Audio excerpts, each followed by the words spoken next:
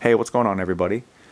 After my previous video, I received a lot of feedback, and it was generally about, things that you needed a jailbroken device in order to do. For example, a lot of people asked about the emulators and Pokemon and stuff like that, and vShare, 5-column Springboard, basically stuff that, like I said, you need a jailbroken device to do.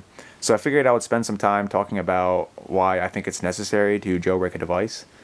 And you just get so much more options with a jailbroken device than just what Apple hands you. And also, to this day, I do not think there is one legitimate reason why you should not jailbreak. And a lot of people are, I feel like they are missing out on a bunch of pleasures from jailbreaking. So anyways, I'm just going to jump right into it. The first tweak that I feel is necessary is called Zephyr. And this eliminates the use of the home button. There's a lot of people out there who have broken home buttons and stuff like that. And this eliminates wear and tear on the home button. What Zephyr does is it allows you to go back to this home screen without hitting the home button. So for example, I'll go into messages. If you swipe up to bottom, you can pull down your notifications. So with Zephyr, if you swipe bottom up, boom, it's like hitting the home button. You can do it with any app. Contacts, calendar, yeah, you just don't have to hit the home button. So I like this a lot. You can also bring up multitasking with it too. Either from the home screen, you just swipe up and there's the multitask, or say you're in an app and you want to bring up multitasking, you just hold it for a little bit and boom, it pulls up the multitasking menu. So I like that a lot. I barely use my home button, and I really don't want to wear out my home button, especially because I just bought this iPhone and I want it to last. So that's why I like to use Zephyr, and it's a main reason why people should jailbreak. The second tweak I like to use, Killbackground, shortens the amount of time it takes to kill the apps running in the background, like in the multitasking menu. The traditional way, I guess, to call it is you would just open up the multitasking by hitting the home button twice, and then you would hold down on an icon, and these little minus signs will show up, and you use them to delete the apps running in the background. Well, with Killbackground, it's very simpler. You just swipe up, hit a button in the corner, boom, all of them are gone. And you can have it set up to where, say if you have the music playing, if you have music and like a couple apps open, you can hit the button and it'll kill everything except the music that is playing.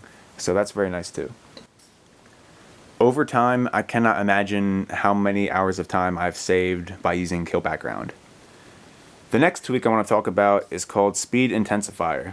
And this one, it's not necessarily useless, but it speeds up the animations of the iDevice. So it doesn't necessarily make your device run faster, but it makes it look like it's faster. It has a kind of placeable effect where, you think it runs faster, so it runs faster, but it actually doesn't. So it's not necessary, but I like to run it because it makes my device look faster. So that's one I like to use. Springboard settings. This was one of the top tweaks back in the day, and it's still a top tweak now, but you just swipe from the top of the status bar and you can bring up processes, and you can, like delete processes from the Springboard. You can adjust the brightness manually instead of having to go into options and stuff. You can turn on and off Wi-Fi, Bluetooth, data, stuff like that, fast notes. It's also easier from Springboard settings to respring your device. Also turn off the power. You don't have to hold down the button, wear out the power button. You can change the dock and stuff like that. Also the carrier name, as you see, I'm on the Nesby network, but I actually did that. If you go to more and then options, wait, hold on. It's like custom carrier or something like that. System options, custom carrier. You can set your carrier name. Of course, I have Nesby. You can change it to anything you want. Change it to your name. I don't know. I like that a lot. It just adds a lot of customization to the iDevice. MultiIconMover. This one is very good because moving icons from like different pages of the Springboard is a pain in the ass.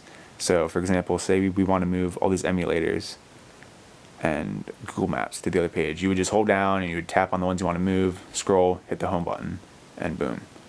And then you can move them back, boom, just like that. I don't know. I really like it a lot because I like to adjust where my apps are.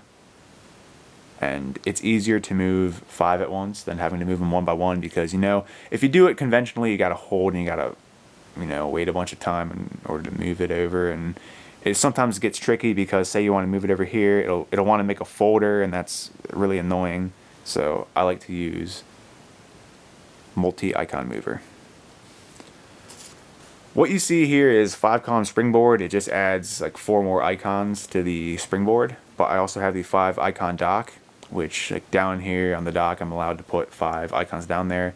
And also the switcher, I'm allowed to have 5 icons down here. But that really doesn't matter because I kill all the apps running in the background anyways. So the 5-icon switcher isn't as useful to me as the dock, or the dock and the Springboard. So I like to use that because it makes the apps, like, I don't know, it's like a cleaner look for me with more apps on the screen. Also, if you're going to use 5-icon Springboard and dock and stuff like that, there is another tweak that you want to get.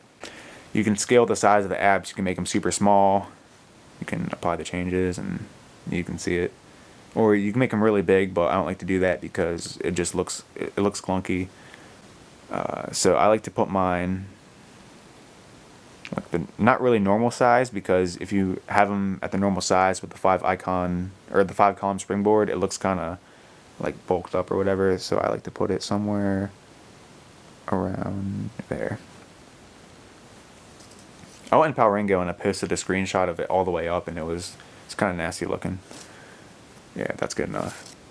Okay, those are all the tweaks I like to use. Some cool things that you may want to be interested in. iFile. It is a file manager. You can edit files and stuff like that. People use it for like hacking games and stuff like that.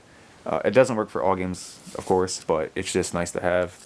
Also, with iFile, you can find certain things in your iDevice that take up a lot of space that aren't necessary, and you can erase them from iFile.